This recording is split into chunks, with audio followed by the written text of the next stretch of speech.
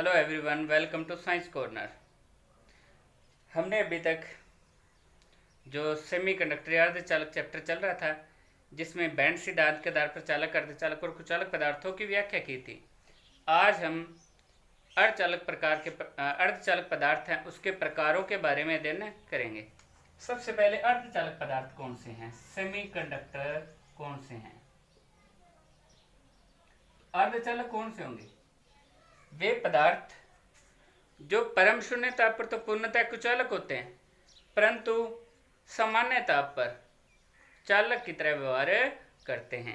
अब ये सामान्य ताप पर चालक की तरह व्यवहार क्यों करते हैं? क्योंकि परम शून्य ताप पर तो इसके जो सहसंयोजी बंध है वो पूर्ण रूप से बंधे होते हैं। मतलब कोई भी बंध इसमें क्या होता है, टूटा नहीं होता। तो मतलब इसमें ना तो इलेक्ट्रॉन मुक्त होते हैं, ना ही होल्स बने होते हैं। और जैसे जैसे इनका ताप बढ़ाते हैं तो इनके सहसंयोजी बंध टूटते हैं, जिससे इलेक्ट्रॉन और होल्स मुक्त होते हैं। और बैंड सिद्धांत पे क्या होगा कि अर्धचालकों में संयोजी बैंड तो पूरे भरे होंगे, और उसमें जो संयोजी बैंड और चालन बैंड के मध्य वर्जित ऊर्जा अंतराल होगा वो 1 इलेक्ट्रॉन वोल्ट या उससे कम होगा। एग्जाम्पल जैसे सिलिकॉन, जर्मेनियम वगैरह।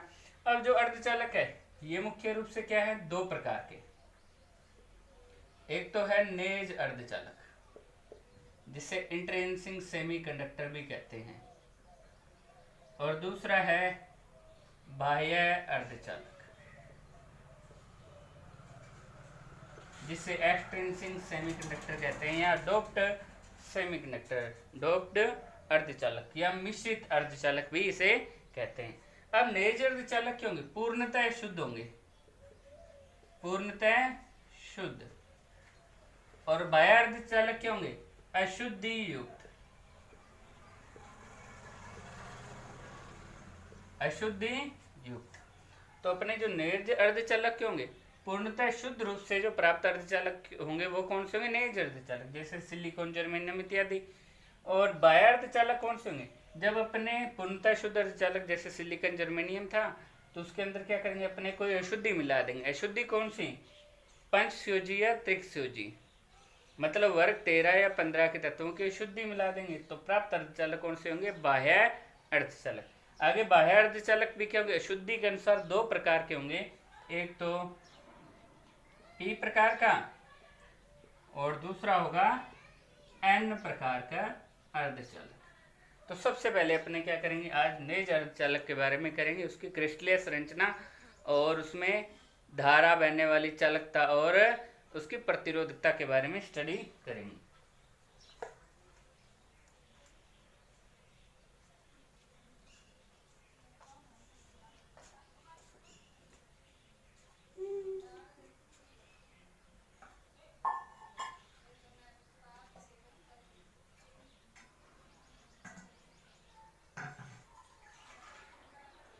सबसे पहले नेज अर्धचालक है उसकी क्रिस्टलीय संरचना बनानी। वो कैसे कि अपने जैसे जर्मेनियम परमाणु है या सिलिकॉन होगा, उसके बाहर वाले कोश में कितने इलेक्ट्रॉन होते हैं?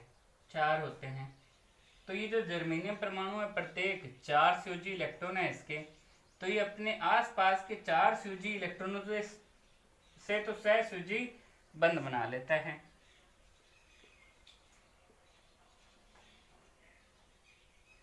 जैसे इस जर्मेनियम के 1, 2, 3 और ये 4 इलेक्ट्रॉन, इस जर्मेनियम के 1, 2, 3 और ये 4 इलेक्ट्रॉन, इस जर्मेनियम के 1, 2, 3 और ये 4 इलेक्ट्रॉन, इस जर्मेनियम के 1, 2, 3 और ये 4 इलेक्ट्रॉन, इस जर्मेनियम के 1, 2, 3 और ये 4 इलेक्ट्रॉन, इस जर्मेनियम के 1, 2, 3 और ये 4 इलेक्ट्रॉन, इस जर्मेनियम के 1, 2, 3 और ये 4, इस जर्मेनियम के भी 1, 2, 3 और ये 4, इसके भी 1, 2, 3 और ये 4। सभी जर्मेनियम परमाणु के 4-4 इलेक्ट्रॉन है।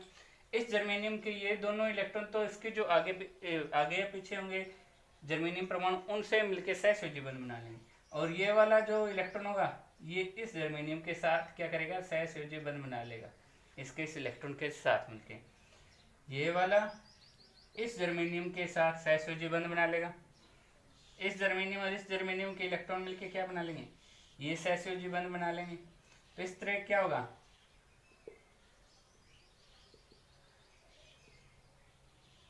इस तरह से इसकी क्रिस्टलीय संरचना अपने प्राप्त होगी।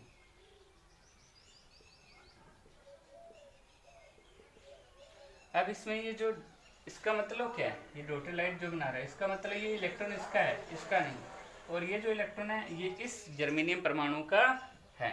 अब देखो परम शून्य ताप पर तो इसमें कोई इलेक्ट्रॉन या होल मुक्त नहीं होगा, परंतु जैसे इसका ताप बढ़ाएंगे, जैसे इसका क्या करेंगे, ताप बढ़ाएंगे, तो इसका जो ये जर्मेनियम ये जो सहसंयोजी बंध है, यहाँ से इलेक्ट्रॉनों को क्या मिलेगी, ऊर्जा, और धीरे धीरे अपने ताप बढ़ाते जाएंगे तो इलेक्ट्रॉनों की ऊर्जा क्या बढ़ती जाएगी, और एक टाइम ऐसा आ जाएगा कि इलेक्ट्रॉन क्या आ जाएंगे, उत्तेजित अवस्था में आ जाएंगे।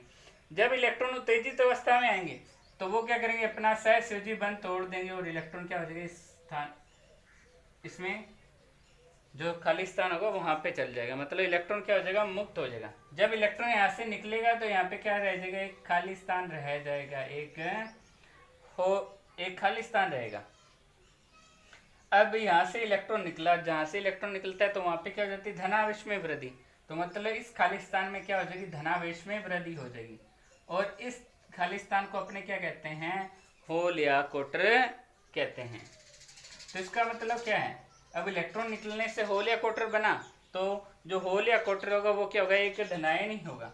अब जैसे अपने देखो एक इलेक्ट्रॉन मुक्त हुआ तो एक होल बना, जैसे इसका ताप बढ़ाएंगे तो और बंध टूटेंगे, तो यहाँ से इलेक्ट्रॉन मुक्त हुआ तो यहाँ पे एक और होल बन गया, तो देखो एक, दो इलेक्ट्रॉन और दो ही होल, तो 2:2, जिससे क्या लिख सकते हैं अपने 1:1। इसी तरीके से और कोई बंध टूटेगा, जैसे ये बंध टूटा तो यहाँ से इलेक्ट्रॉन मुक्त हुआ तो यहाँ पे होल बन गया। अब देखो 3 इलेक्ट्रॉन और कितने, 3 ही होल हैं, तो 3:3, जिसे क्या 1:1 लिख सकते हैं। तो इस तरह से क्या होगा, इसमें जैसे ताप बढ़ाएंगे तो इलेक्ट्रॉन और होल्स के पेयर क्रिएट होंगे, मतलब इनके इलेक्ट्रॉन और होल्स के युग्म बनेंगे इनमें। अब इसमें इलेक्ट्रॉन और होल्स की संख्या का अनुपात क्या रहेगा, समान रहेगा, मतलब इलेक्ट्रॉन जितने होंगे उतने क्या होंगे, इसमें होल्स होंगे नेज अर्धचालक के अंदर। जैसे इससे क्या करेंगे, अपने बाह्य स्रोत से जुड़ेंगे, बैटरी वगैरह से जुड़ेंगे, एक्सटर्नल सोर्स से जुड़ेंगे, तो इसमें क्या होगा, करंट फ्लो होगा, धारा प्रवाहित होगी। अब धारा क्या, इलेक्ट्रॉन और होल्स दोनों के कारण इसमें प्रवाहित होगी। तो ये थी अपने नेज अर्धचालक की क्रिस्टलीय संरचना। अब जो नेज अर्धचालक है उसमें बहने वाली धारा चालकता और उसकी प्रतिरोधकता के बारे में आगे अब अपने करते हैं।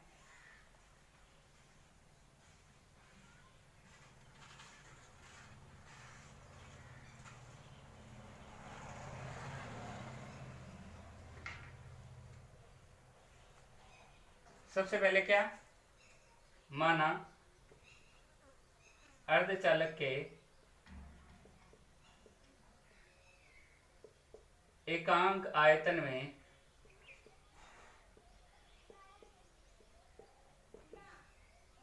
मुक्त इलेक्ट्रॉन की संख्या स्मॉल n है, अतः V आयतन में मुक्त इलेक्ट्रॉन की संख्या कितनी होगी, देखो एकांक आयतन में n है तो V आयतन में कितनी हो जाएगी, nV।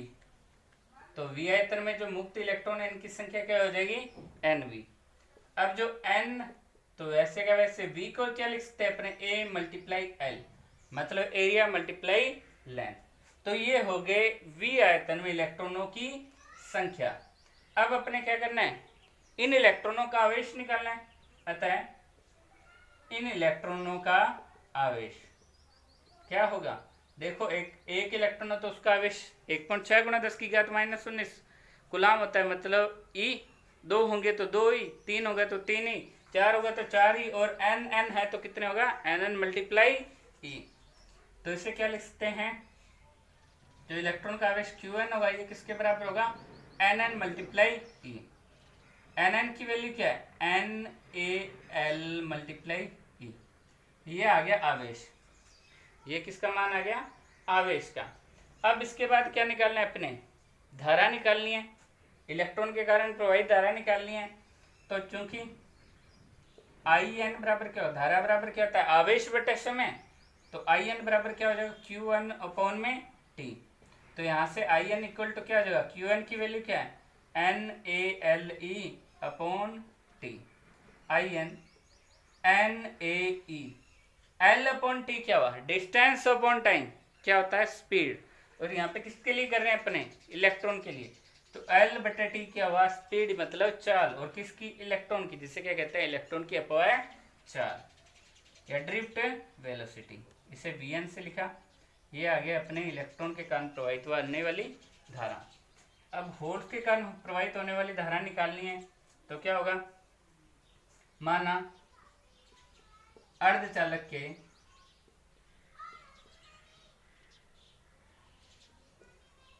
एकांक आयतन में होल्स की संख्या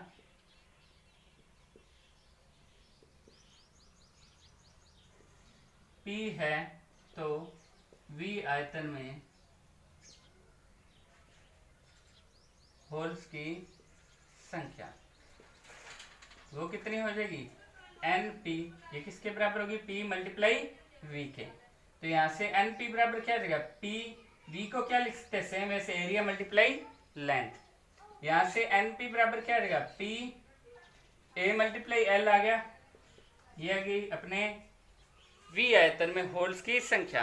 अब अपने होल्स का आवेश निकालना है। तो देखो होल्स पे भी क्या होता है, इलेक्ट्रॉन के बराबर ही आवेश होता है, पर विपरीत मतलब पॉजिटिव होता है, प्लस 1.6 गुणा 10⁻⁻19 कूलम ही होता है।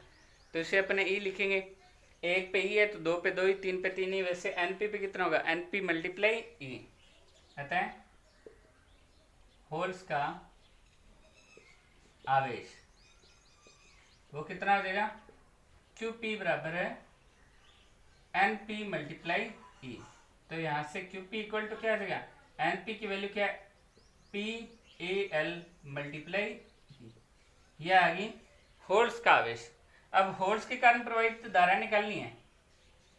अतः होल्स के कारण प्रवाहित धारा, तो होल्स के कारण प्रवाहित धारा क्या है, यहाँ से IP इक्वल टू क्या होगा, QP अपॉन में T। धारा करंट क्या होता है, चार्ज अपॉन टाइम, आवेश बटे समय। तो यहाँ से IP बराबर क्या हो जाएगा, QP की value PAL multiply e upon T. यहाँ से IP बराबर क्या हो जाएगा, PAE L upon T, distance upon time. यहाँ पे फिर स्पीड चाल होगी, और किसकी चाल, होल्स के लिए करने तो होल्स की चाल, जिसे क्या कहेंगे, होल्स की अपव्यय चाल या होल्स का अपवयन वेग। तो ये आ गई अपने होल्स के कारण प्रवाहित धारा। तो पहले अपने इलेक्ट्रॉन के कारण प्रवाहित धारा क्या आई, NaEVN, और होल्स के कारण प्रवाहित धारा क्या आई, PAEVP। ये दोनों के कारण प्रवाहित धारा है। अब कुल धारा क्या होगी, इन दोनों के कारण उत्पन्न होगी। तो कुल धारा I बराबर क्या होगी, IN प्लस IP।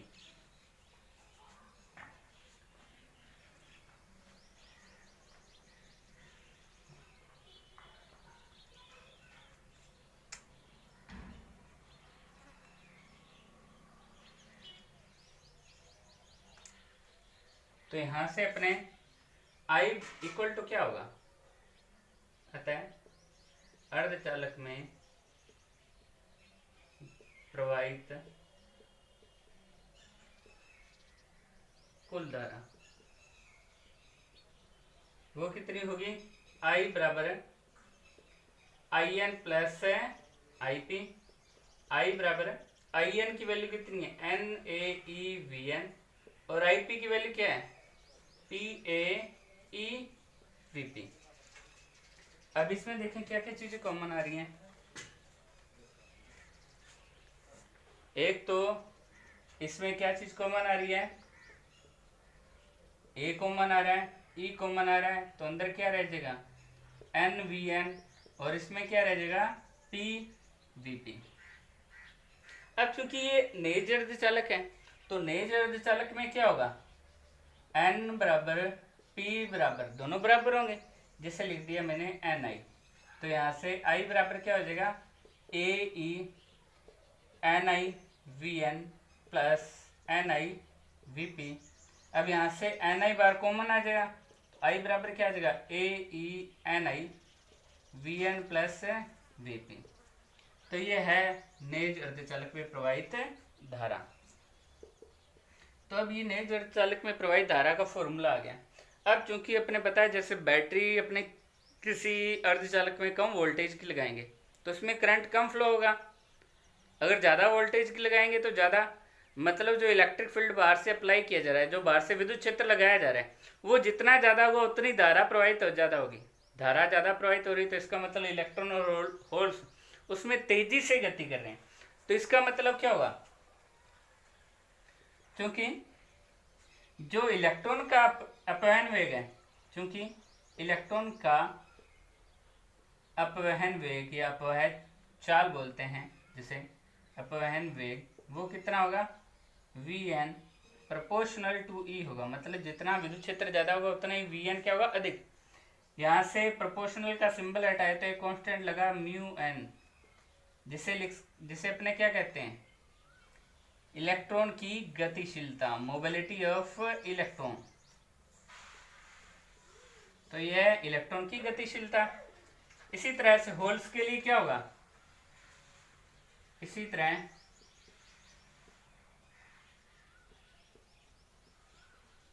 होल्स का अपवहन वेग वो क्या होगा Vp प्रोपोर्शनल टू E, और यहाँ पे प्रोपोर्शनल का सिंबल हटाए तो क्या लगा एक कांस्टेंट म्यू पी, एक नियतांक म्यू पी, जिसे क्या कहते हैं अपने होल्स की गतिशीलता, मोबिलिटी ऑफ होल्स। तो ये आए अपने Vn और Vp के मान, Vn और Vp की वैल्यू ये अपने इस इक्वेशन में पुट कर देंगे। तो Vn व Vp के मान इक्वेशन जो अपने 7 थी इसमें रखने पर यहाँ पे रखेंगे तो I इक्वल टू क्या आ जाएगा A E N I. V N की जगह क्या आएगा म्यू एन ई, और वीपी की जगह क्या आएगा म्यू पी ई। यहाँ से ई क्या आ जाएगा कॉमन, तो आई इक्वल टू क्या आ जाएगा A E N I E mu N plus mu P. ये आई किसी नेट अर्धचालक में प्रवाहित धारा या करंट एम्पियर में। अब यदि इसमें अपने धारा घनत्व निकालना हो तो चूंकि धारा घनत्व क्या होता है चार्ज करंट डेंसिटी, वो क्या होता है जो क्रॉस सेक्शन होता है किसी तार का, उससे प्रवाहित होने वाली धारा का, उससे प्रवाहित होने वाली धारा और क्रॉस सेक्शन होगा उसका जो एरिया होगा, इन दोनों का अनुपात क्या कहलाता है धारा घनत्व। या फिर प्रवाहित धारा बटे में, जिसे अनुप्रस्थ काट क्षेत्रफल कहते हैं, प्रवाहित धारा बटे में अनुप्रस्थ काट क्षेत्रफल क्या होगा धारा घनत्व। तो यहाँ से I इक्वल टू क्या होगा, ये जो J धारा घनत्व ये क्या हो जाएगा I अपॉन A। तो यहाँ से J इक्वल टू क्या होगा, I की वैल्यू क्या है, यहाँ से A E N I E mu N plus mu P, और नीचे A से डिवाइड किया तो A से A क्या हो जाएगा कैंसिल। तो यहाँ से J इक्वल टू क्या हो जाएगा E N I E mu N plus mu P. ये आएगा धारा घनत्व का फॉर्मूला। अब J बराबर I अपॉन A, तो J I मतलब एम्पियर और A एरिया तो मीटर स्क्वायर, तो इसकी यूनिट क्या होगी एम्पियर पर मीटर स्क्वायर। ये आ गया अपने धारा घनत्व का फॉर्मूला। I ये है, J ये है। अब इससे अपने क्या निकालने आगे कंडक्टिविटी, चालकता निकालनी है। तो चालकता कैसे निकालेंगे,